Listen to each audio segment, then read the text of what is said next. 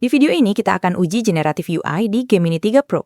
Kita akan coba berbagai eksperimen mind-blowing mini aplikasi di Gemini, sampai Cloudflare Simulator jika diblokir, sampai ad manajemen banjir Jakarta. So, stay tune sampai akhir.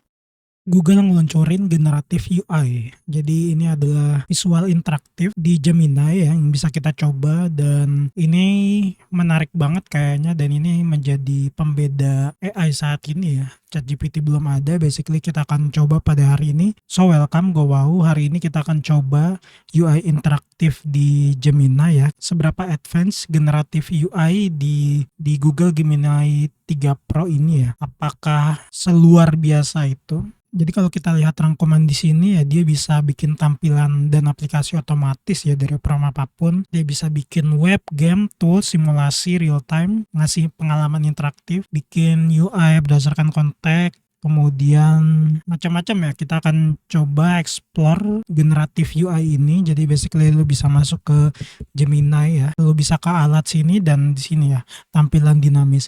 Kita akan coba uji melalui berbagai tes ya. Jadi kita akan buat yang simple ya, buat daftar resep instan dengan slider tingkat kepedesan. Jadi sebelumnya saat generatif UI ini rilis dan Gemini 3 Pro ini rilis, gue pernah nyoba ya. Ini basically gue cuma minta dia bikin kalkulator sederhana ya, dan ini keren banget guys kalau kita coba ya. Bahkan dia ada riwayatnya, ada historinya, ini gokil sih. Kan kalau kita balik ya, kita klik dia bisa keluar hasilnya balik gitu. Nah ini udah jadi ya. Tadi kita minta supaya dia bikin daftar resep mie instan kreatif dengan slider tingkat kepedasan. Ini keren banget sih. Coba kalau kita naikin sini. Wah. Wow. Ini keren banget sih.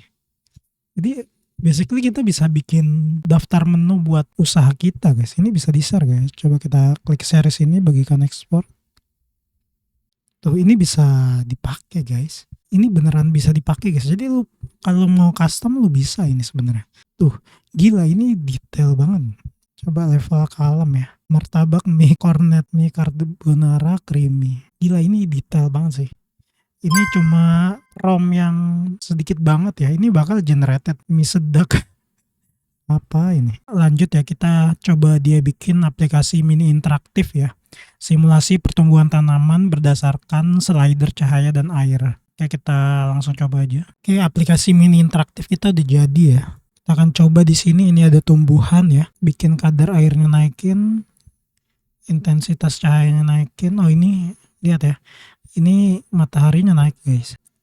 Terlalu panas. Lanjut ke hari berikutnya. Wah ini gokil sih. Gokil. Kita bener-bener secepat itu guys di dunia AI ini ya.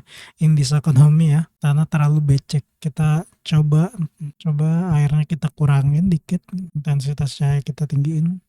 Kesehatannya kok turun ya. Ininya nggak naik. Waduh, mati guys. Ya tanamannya mati, coba lagi. Ini wah gokil ini. Kita bisa restart juga ini. Coba kalau normal begini terus ya. Anjay. Ini cuma satu prompt aja dia bisa se-improve begini ya. Keren banget ya. Coba kalau airnya banyak ya, tapi terik. Ini gimana jadinya? Oh sama aja ya. Mati juga. Kalau gelap nggak tumbuh ya. Tapi overall oke nih. Ini oke banget. Kita akan coba bikin mini game sederhana ya. Ini game hindari lubang jalan ya. Jadi nanti ada karakternya harus lompat aspal bolong tiap 5 meter ya. Oke, mini game kita udah jadi di sini, kita akan coba ya.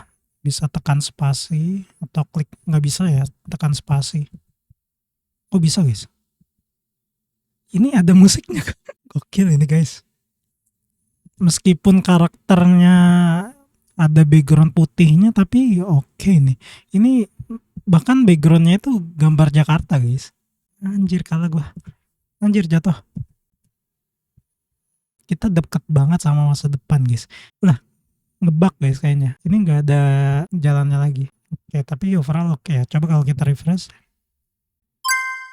Oh dia reset ya kalau kita refresh ya. Oke, selanjutnya kita akan coba ya bikin chart ya. Jadi dia bisa bikin chart interaktif ya. Kita akan coba di sini bikin chart interaktif tentang 19 juta lapangan pekerjaan versus realitanya ya guys ya. Kita coba. Udah jadi ya di sini analisis data interaktif Messi 19 juta lapangan pekerjaan. Janji kampanye menargetkan 19 juta lapangan pekerjaan dengan pertumbuhan ekonomi rata-rata 5%. Apakah target ini realistis atau sekedar angan-angan? Realisasi 3,59 juta. Ini kita ada di sini target 19 juta ya. Ini targetnya di sini. Jadi proyeksi skenarionya masih jauh, masih sangat jauh. Jadi untuk mencapai 19 juta lapangan pekerjaan kita harus 6% guys. Adopsi AI massal. Kalau dia adopsi AI massal dia bakal turun ya.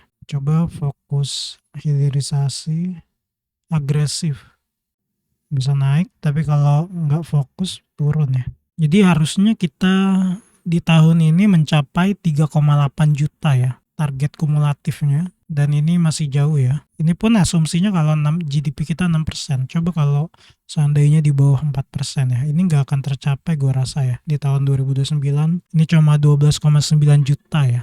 So masih jauh ya 19 juta lapangan pekerjaan. Ini keren ada sumber BPS-nya, nggak bisa diklik ya. Mengapa angka 19 juta itu sulit? Rudinsa adalah sektor informal tuh, ojek online, pedagang kaki lima yang minim jaminan sosial. Tuh dengerin guys. AI bisa mengancam 23 juta pekerjaan lama, meskipun berpotensi menciptakan 46 juta pekerjaan baru. Kita butuh pertumbuhan di atas 6-7% secara konsisten. Hilirisasi adalah kunci bullshit ya. So jadi ini sangat interaktif ya. Kita bisa geser tarik-tarik di sini ya. Ini luar biasa ya. Kita akan coba untuk Gemini bikin katalog helm unik yang sering dipakai ojol ya. Kita lihat apakah serealistis itu ya. Oke, udah jadi ya katalog helm kita ya. Cek akun ojol. Apa ini? Mau pindah ya? Semesta aspal berkata inilah jati diri Anda. Ini gokil guys. Semua helm tanggung gas 3 kilo. Simpan ke OSD.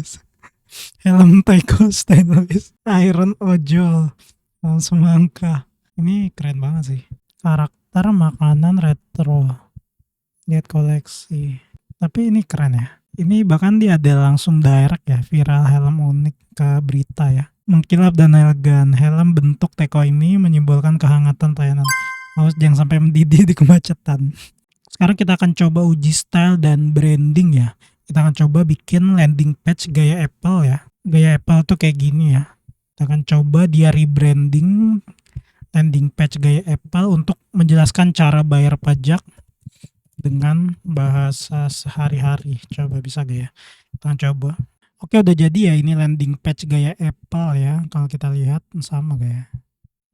Kurang ya, nggak terlalu Apple banget ya. Bayar pajak nggak pakai drama, lupa antri, lupain ribet, selesaikan kewajiban negara cuma model HP, pelajari caranya. Pajak 100% online dari mana aja, taman terkendali. Siapin kunci, modal awal, NPWP dan EVIN. Masuk ke DJP online, kode keamanan, billing kode bayar. Oke, cek ombak dulu anjay. Ada simulatornya guys. Gajian bulanan kamu 22 juta, maka estimasi pajak per tahun 3,9 juta. Tarif lapis 2 15%. Coba kalau misalkan 100 juta, gaji bulan 100 juta, di sini estimasi pajak 158 juta. Oh iya bulanan ya. Ini kena 30%. Ini langsung bisa ke sumber data guys. Lupa Evin gimana? DM. Ya lumayan ya. Lumayan oke ini. Langsung login guys. Sekarang kita akan coba uji kemampuan search dan fakta ya. Gimana caranya dinamis tapi bisa sesuai fakta ya. Kita akan coba profil pejabat yang sering jadi headline lengkap dengan timeline kasusnya. Oke, ini aplikasi uji search dan fakta kita. Di sini yang nomor 1 Thomas Lembong ya. Kenapa dia ya? Kan masih banyak pejabat lain ya sebenarnya. Ini nggak bisa digeser ke bawah guys. Zaraf Richard, sumber data, detik-detik, vonis, oke. Barang bukti 920 miliar, emas 51 kilo, vonis 18 tahun. Ini nggak bisa digeser ya, ngebug atau gimana? Kita coba refresh. Ya ini nggak bisa digeser, ini kayaknya ngebug ya. Nggak bisa di scroll guys. Harvey Moise, Kerugian total 300 triliun. Bonus 20 tahun, 88 tas mewah. Oke, nggak bisa di-scroll ya sayangnya. Ekspektasi gue banyak ya pejabatnya ya. Masa 3 doang sih? Masa negara ini koruptornya 3 doang? Dan by the way ini generated kalau kita lihat ya. Ini generated ya. Bahkan juga dia ada visualisasi di sini ya. Sekarang kita akan coba website Warteg ya. Nanti ada menu yang geser kiri kanan kayak marketplace. Oke, aplikasi Warteg kita udah jadi di sini. Coba kita uji di sini lauk utama. Oke, sayur pelengkap. Oke, ini gokil banget guys. Tambah kepesanan. Berhasil menambahkan. Oke, kita tambah lagi ayam goreng serundeng di sini. Bisa digeser, bisa digeser guys. Es teh manis jumbo. Tambah kepesanan. Ayam goreng serundeng. Oke, tambah pesanan. Telur dadar crispy. Tambah kepesanan. Orek tempe dan harganya tuh harga masuk akal guys, harga realitas. Minuman, oke kita check out ini aja ya wartegnya ya. Oh ini kalau kita di sini ya minta lagi ya. Oh gitu, gue baru sadar ya. Sekarang nggak bisa ya, nggak bisa diklik. Tapi oke lah ini. Ini juga dia generated guys. Ini banyak banget by the way di sini gambar yang generated ya kalau kita lihat ya. Ini keren banget. Ini visualisasinya keren banget. Oke kita akan coba uji naratif visual ya.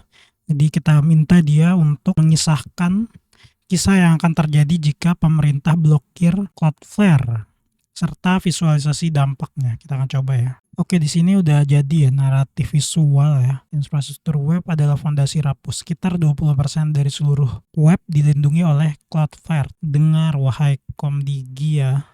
Apa yang terjadi jika pemerintah memutuskan untuk mematikan saklar tersebut? Mulai si kiamat internet, status normal. Menekan tombol ini mensimulasikan pemblokiran. Ada lognya di sini ya. Ini portal berita, ini layanan publik. Kita akan coba, kita klik nih tombol blokir Komdigi ya. Kita akan coba blokir Cloudflare. Boom. Kerugian ekonomi. Ancaman DDoS.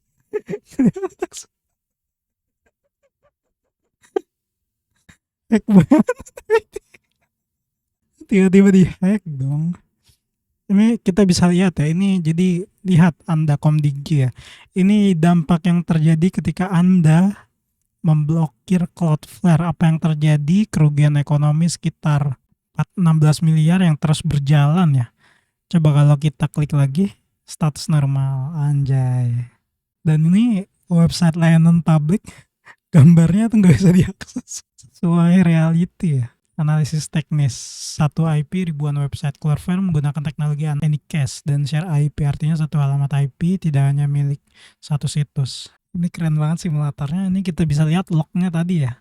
Ini bisa seinteraktif gini guys, keren banget. Cuma dia real time-nya ke bawah ya. Dia real time-nya ke bawah kayaknya. Jadi dia malah bikin ke bawah terus ya. Dan yang lucu di sini layanan publiknya langsung dihack guys. Ini portal berita ini masih aman, e-commerce masih aman. Ini luar biasa kemampuan dari Gemini 3 Pro ya. Sekarang kita akan coba bikin yang agak kompleks ya. Ini aplikasi manajemen banjir ya. Jadi dia nanti bisa prediksi genangan, terus tahu lokasi pompa yang rusak dan ada solusinya nanti ya, solusi dadakan. Kita akan coba, ini agak kompleks. Oke, aplikasi kompleks kita udah jadi ya. Kita coba ya. Simulasi hujan lebat. Oke. Ini gokil. Coba dari jauh ya. Maps beneran guys. Literally map beneran. Misalnya hujan ekstrim, maka yang banjir di sini wilayah Tebet ya. Terus ini Kelapa Gading, seharusnya nggak sedikit ini ya, tapi namanya juga simulasi ya. Solusi dadakan, Benteng Karung Pasir, Sumbat Backflow, tinggikan elektronik, darurat 112. Ini ke nomor telepon ya. Oke, lapor genangan, Semata Kaki, depan Pasar Cipulir, tanggul jebol. Ini gokil ya. Sumber data, pintu air Manggarai, pompa Pasar Gembrong, pompa Ancol, pompa Kemang Raya. Keren banget. Tuh, lihat seberapa interaktifnya ya. Lihat seberapa interaktifnya. Ini keren banget.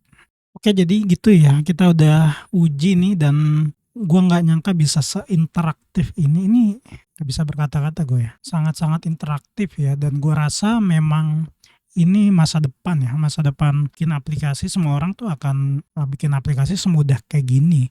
Ini bisa di-share dan nanti kayak gini, kita bikin aplikasi tinggal nge-prompting aja, basically ini cuma satu line prompt aja dia bisa bikin interaktif sebanyak ini ya. Walaupun masih ada bug, tapi menurut gue wajar ya karena ini masih beta ya gue rasa. Jadi gue kasih 9/10 ya untuk kemampuan interaktifnya ini. Jadi ternyata bisa sekompleks itu, gue nggak nyangka dan gue nggak expect ya. Gimana pendapat lu? Coba komen di bawah. Kalau lu mau minta gue nyobain yang lain, silahkan komen di bawah. Jangan lupa like, comment, dan subscribe. Dan kita ketemu di video berikutnya. Bye.